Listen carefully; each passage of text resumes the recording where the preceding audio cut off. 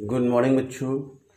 प्रथमतः मैं उन तमाम शहीदों को जिन्होंने इस देश की सीमाओं की रक्षा में अपने उच्च कोटि का बलिदान प्राणोत्सर्ग किया है, उनको जय हिंद करता हूँ, उनको सैल्यूट करता हूँ।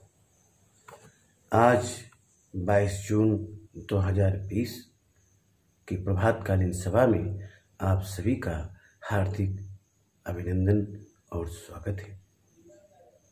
प्यारे बच्चों, ये देश निरंतर प्रगति की ओर बढ़ रहा है। आज जो कविता है वह उत्साह कविता है। उत्साह कवि की रचनाकार के बारे में मैं बताना चाहता हूँ, थोड़ा संक्षिप्त परिचय, उसको आप सुनिए। उसके बाद कविता का भावार्थ बताऊंगा, प्रतिपाद्य बताऊंगा, प्रश्नोत्तर बताऊंगा, शब्दार्थ बताऊंगा और गतिविधि बताऊंगा, लर्निंग आउटकम बताऊंगा। तो इस तरह से गृह कार्य भी बताऊंगा और रिवीजन भी कराऊंगा। इस कविता के माध्यम से देखिए कवि क्या क्या कहना चाहता है। पहले आइए कवि के बारे में संक्षिप्त जानकारी कर लें। उत्साह कविता छायावाद की प्रमुख 4 कवियों में से एक कवि। छायावाद की प्रमुख 4 कवि कौन कौन से? सुमित्रा नंदन पंत, महादेवी वर्मा, जयशंकर प्रसाद और सूर्यकांत त्रिपाठी निराला जी। ये 4 कवि छायावादी कवि कहलाते हैं।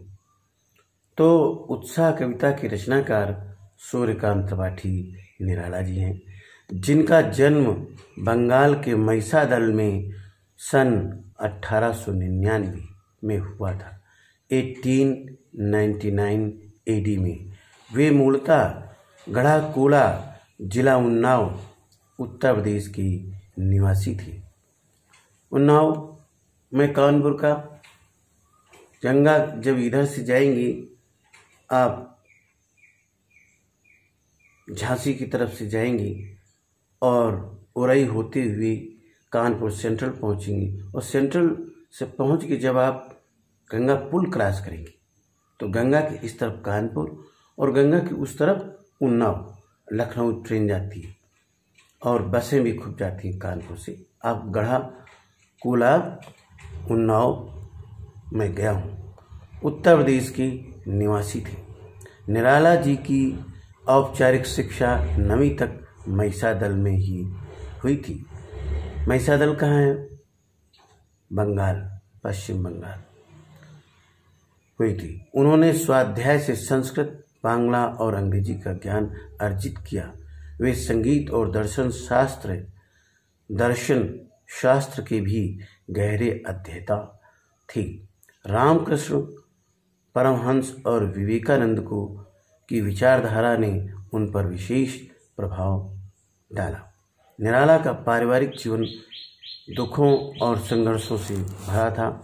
आत्मीय जनों की असामयिक निधन ने उन्हें भीतर तक तोड़ दिया था। साहित्यिक मोर्चे पर भी उन्होंने अनवरत संघर्ष किया।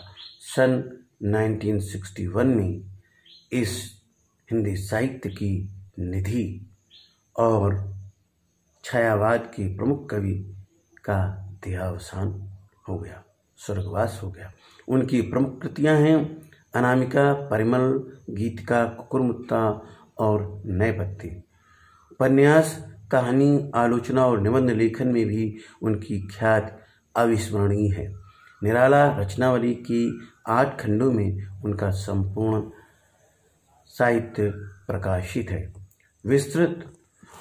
निराला जी विस्तृत सरोकारों के कवि, सामाजिक जीवन के कवि, दार्शनिकता, विद्रोह, क्रांति, प्रेम की तरलता और प्रकृति का विराट तथा उदात्त चित्र उनकी रचनाओं में मिलता है। जहाँ पर प्रकृति का विराट तथा उदात्त चित्र मिले, उन रचनाओं की विशेषताओं में से एक विशेषता है छायावाद। छायावाद की एक विशेषता है कि काव्य में प्रकृति का विराट तथा उदात्त चित्र प्रस्तुत होता है। उसके विद्रोही स्वभाव ने, निराला जी के विद्रोही स्वभाव ने कविता के भाव जगत और शिल्प जगत में नए प्रयोगों को संभव किया। छायावादी कारों में उन्होंने सबसे पहले मुक्त छंद का प्रयोग किया। शोषित, उपेक्षित, पीड़ित और प्रताड़ित जन के प्रति उनकी कविता में जहाँ गहरी सहानुभूति का भाव मिलता है, वहीं शोषक वर्ग और सत्ता के प्रति प्रचंड प्रतिकार का भाव भी। सुन बे ए गुलाब, मत फूल तू अपने खुशबू आप, खून चूसा तूने खाद का। ये कविता कुकुरमुत्ता में काव्य में है। तो उन्होंने सामाजिक सरोकारों से जुड़ी हुई चीज़ों को अपने काव्य विषय बनाया और उस पर अपनी रचनाएं लिखी। उत्साह एक आह्वान गीत है जो बादल को संबोधित है। भारत में कुछ वर्ग के लोगों का बहुत शोषण होता है। उसी परिप्रेक्ष्य में बादल को संबोधित करती है। बादल निराला जी का प्रिय विषय भी रहा है। कविता में बादल एक तरफ पीड़ित प्यासी जन की आकांक्षा को पूरा करने वाला है, तो दूसरी तरफ वहीं बादल नई कल्पना और नए अंकुर के लिए विध्वंस, विप्लव और क्रांति चेतना को संभव करने वाला भी। कवि जीवन को व्यापक और समग्र दृष्टि से देखता है। किसको? जीवन को व्यापक और समग्र दृष्टि से देखता है। कविता में ललित कल्पना और क्रांति चेतना दोनों है। सामाजिक क्रांति या बदलाव में साहित्य की भूमिका महत्वपूर्ण होती है। आप समझ सकते हैं सामाजिक बदलाव का क्या मतलब है। वर्षों से, सदियों से शोषक और शोषित रहे, तो निराला जी बादल के माध्यम से उनको शोषितों को जागृत करती हैं और कहते हैं, उठो, तुम भी अपना अच्छा जीवन जी सकते हो और इन शोषकों के प्रति आक्रोश व्यक्त करो और इनसे ऐसा इनके साथ बर्ताव करो कि स्वयं बिखर जाए। तो शोषकों के प्रति क्रोध और शोषितों के प्रति सहानुभूति, ये इन्होंने दिखाया है। यह कह लीजिए, ये जो छायावाद सूर्यकांत त्रिपाठी जी का है, ये यहाँ से आप कह लीजिए इसमें प्रगतिशील काव्य का भी दर्शन होता है। प्रगतिशील काव्य भी यही है, प्रगतिशील साहित्य भी यही है कि जब शोषकों के प्रति आक्रोश और शोषितों के प्रति सहानुभूति प्रदर्शित होती है, तो ऐसे साहित्य को प्रगतिशील साहित्य भी कहते हैं। और छायावाद का जो ये आगे बढ़ता हुआ समय था निराला जी का, तो ये प्रगतिशील काव्य की, प्रगतिशील साहित्य की रचनाएं आपको देखने मिलने लग गई थी। तो ये कविता में ललित कल्पना और क्रांति चेतना दोनों है। सामाजिक क्रांति या बदलाव में साहित्य की भूमिका महत्वपूर्ण होती है। निराला इसे नवजीवन और नूतन कविता के संदर्भों में भी देखते हैं। तो आह्वान किसको पुकार रहे हैं, किसको संबोधन कर रहे हैं? बादल को। बादल गरजो, घेर घेर घोर गगन धाराधार ओ। बादल गरजो, ललित ललित काली घुंघराली बाल कल्पना कैसे पाली विद्युत छवि उर्मे कवि नवजीवन काली। नवजीवन वाले वज्र छिपा नूतन कविता फिर भर दो बादल गरजो। बादल गरजो घेर घेर घोर गगन धाराधर ओ ललित ललित काली घुंघराली। बाल कल्पना कैसे पाली विद्युत छवि उर्मे कवि नवजीवन वाली। वज्र छिपा नूतन कविता फिर भर दो बादल गरजो। विकल विकल उन्मन थी उन्मन विश्व के निदाग की सकल जन। आई अज्ञात दिशा से अनंत की घन तप्त धरा जल से फिर शीतल कर दो बादल गरजो। बादल गरजो घेर घेर घोर गगन की बादल गरजो। ये बादल की गर्जना, बादल की गर्जना। धाराधर शाब्दिक अर्थ बादल होता है। उन्मन कहीं मन न टिकने की स्थिति, अनमनापन। निदाग गर्मी, सकल सब सारे। आभा देखिए तो ये आभा चमक है। धाराधर मीन्स बादल। उन्मन कहीं मन न टिकने की स्थिति, अनमना। निदाग गर्मी, सकल सब सारे। तो इस तरह से मैंने आपको बादल गरजो के शब्दार्थ भी बताए। धाराधर का क्या अर्थ है? बादल। ललित ललित काली घुंघराली। बादल की गर्जना कहने के लिए कवि कहता है। और क्यों कहता है? क्योंकि चारों तरफ से जब बादल घिरकर बारिश करेगा तो सब जगह बारिश का लाभ सब लोगों को मिलेगा। इसलिए कहते हैं शोषित जन उठो उत्तिष्ठ जागृत वरान्न बोध्य। उठो और जागो, देखो, शोषकों के प्रति संघर्ष करो, अपनी आज़ादी स्वयं प्राप्त करो। आज़ादी के लिए स्वयं संघर्ष करना पड़ता है। तो बादल के माध्यम से कवि शोषित जनों को संबोधित कर उनको जागृत करने का प्रयास करता है। घेर घेर घोर गगन, और चौतरफा आसमान को पूरे संसार में छा करके बरसो धाराधर ओ, धाराधर बादल। और ललित ललित काली घुंघराली। कैसे हो? ललित ललित, और काले घटाए घुंघराले, जो घूमते हो, जो इधर उधर घुमड़ कर बारिश करें। घुंघराली, घूमने, चक्र वाली बाल होती हैं, घुंघराली बाल होती हैं। बाल कल्पना कैसे पाली, और जैसे बाल कल्पना करती हैं उस तरह से आप क्या करें? घुंघराली बालों सहित या घुंघराली घुमड़ घुमड़ कर बरसने के लिए कवि कहता है। विद्युत छवि उर्मे कवि नवजीवन वाले। जो बचपना वाले बच्चे होते हैं उनमें एनर्जी बहुत होती है, और उस एनर्जी बहुत होती है। विद्युत छवि उर्मे, इस तरह से कैसी गति कैसी हो?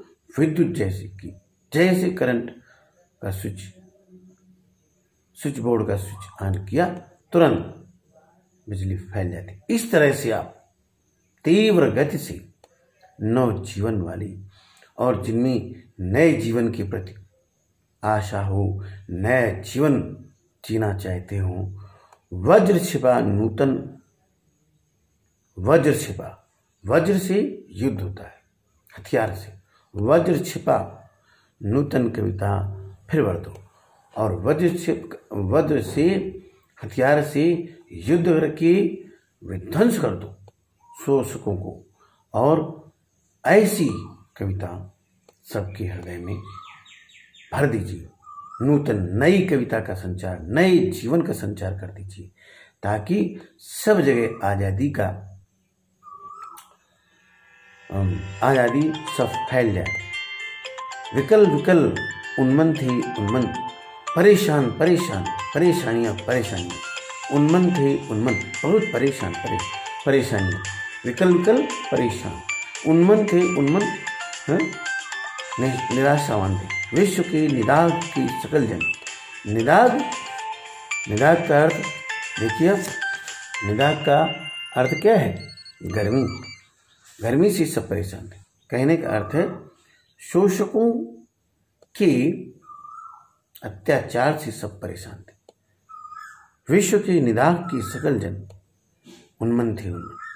तो ये जब गर्मी से परेशान थे, गर्मी का अर्थ है अत्याचार से परेशान थे, तो उसके विद्रोह करने के लिए, गर्मी को शांत करने के लिए कवि बादल का आह्वान करता है, और जिसमें कि विद्युत जैसी गति छिपी हो, जो जरा देर में विध्वंस कर दी और चौतरफा बारिश करके गर्मी शांत कर दे। अर्थात मनुष्यों को आह्वान करता है, मनुष्यों को कहता है कि उठो और इस तीव्र गति से शोषकों के प्रति विद्रोह करो, युद्ध करो, जिससे वो स्वयं समाप्त हो जाए। आई अज्ञात दिशा से अनंत के घन, और चौतरफा से अज्ञात दिशाओं से, हर दिशाओं से अनंत के घन, अंतहीन जिनका, अंत जिनका ना हो, ऐसे बादल आए और पूरी धरती को शांत कर दें, धरती की गर्मी को शांत कर दें। तप्त धरा जल से फिर शीतल कर दो।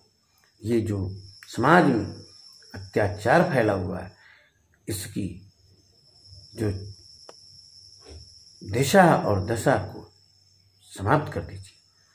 जैसे गर्मी को बादल बारिश करके उसको शांत कर देता है, जल से फिर शीतल कर दो, जल से फिर शीतल कर दो, बादल के लिए कहता है। और इसी तरह से मनुष्यों को संबोधित करता है, शोषितों को संबोधित करता है कि उठो और विद्रोह करो शोषकों के प्रति, अत्याचार के प्रति, और अपने संघर्ष से आज़ादी हासिल करो और नए जीवन के साथ जीना सीख लो। ये आपने बादल गरजों के बारे में आपने पढ़ा। कभी बादल से फुहार रिमझिम या बरसने के स्थान पर गरजने के लिए कहता है। क्यों?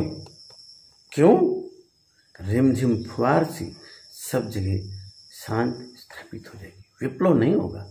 गरजने से बारिश जब होगी, जब बिजली की चमक के साथ सब जगह, तो उथल पुथल मच जाएगी, और उस उथल पुथल के बाद एक नया जीवन शुरू होगा, एक नए समाज का निर्माण होगा, जहाँ शोषितों के प्रति सहानुभूति होगी और शोषकों का अंत होगा। कविता का शीर्षक उत्साह क्यों रखा गया है? क्योंकि उत्साह इसलिए रखा गया है कि मनुष्य के अंदर आत्मविश्वास, मनुष्य के अंदर उत्साह जागृत करने के लिए कवि प्रेरित करता है, इसलिए कविता का नाम उत्साह रखा गया है। और जब आदमी उत्साहित होता है तो वो बड़े से बड़ी परेशानियों से जूझकर उनको समाप्त कर देता है। कविता में बादल किन किन अर्थों की ओर संकेत करता है? बादल किन किन अर्थों की ओर संकेत करता है? धारा, धर, बाल कल्पना से पाली, घुंघराली, विद्युत छवि, इनकी ओर संकेत करता है। शब्दों का ऐसा प्रयोग जिससे कविता के किसी खास भाव या दृश्य में ध्वन्यात्मक प्रभाव पैदा हो, नाद सौंदर्य कहलाता है। उत्साह कविता में ऐसे कौन से शब्द हैं जिनमें नाद सौंदर्य मौजूद है? छांट कर लिखो। देखिए, नाद सौंदर्य, देखिए आप इसमें लिखा है, विद्युत छवि उर्मी कव नवजीवन वाली, वज्र छिपा नूतन, वज्र छिपा नूतन कविता, फिर भर दो बादल गरजो। घेर घेर घोर गगन, घेर घेर घोर गगन, धारा ओ, घेर घेर घोर गगन नाद उत्पन्न होता है। अभिव्यक्ति, रचना और अभिव्यक्ति गतिविधि एक। जैसे बादल उमड़ घुमड़ कर बारिश करते, वैसे ही कवि के अंतर्मन में भी भावों के बादल उमड़ घुमड़ कर कविता के रूप में अभिव्यक्त होते। ऐसे ही किसी प्राकृतिक सौंदर्य को देखकर अपनी उमड़ती भावों को कविता में उतारी। गतिविधि एक। बादल का अर्थ किसके लिए प्रयोग किया गया है? बादल की गर्जना क्यों आवश्यक है? विद्युत छवि की गति से क्यों कवि कहता है आगे बढ़ने के लिए? आप बादलों के विषय में क्या जानते हैं? गतिविधि 2।